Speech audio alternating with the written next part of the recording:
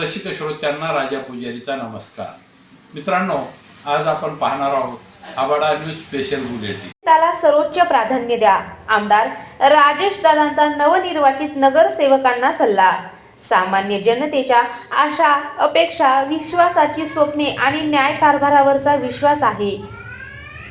परभणीच्या सर्वांगीण विकासासाठी निष्ठेने, प्रामाणिकपणे आणि लोकहिताला सर्वोच्च मानून कार्य करा, असा सल्ला तरुण तडफदार आमदार राजेशदादा विटेकर यांनी दिला.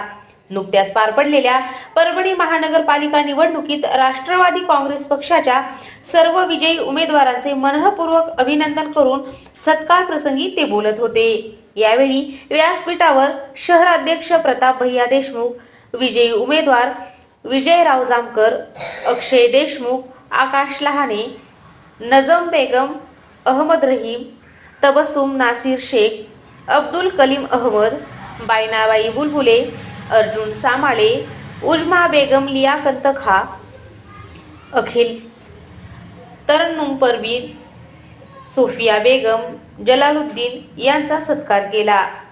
व आमदार राजेशदादा विटेकर यांनी सर्व विजयी उमेदवारांना पुढील उज्ज्वल, यशस्वी आणि लोकाभिमुख वाटचालीसाठी मनपूर्वक शुभेच्छा दिल्या. मित्रांनो, तत्पूर्वी आपलं आवडतं आबाडा न्यूज चॅनल सबस्क्राईब केलं नसलं तर सबस्क्राईब करा आणि लाईक करा. बेल आयकॉन दाबून आपली पसंती कळवा.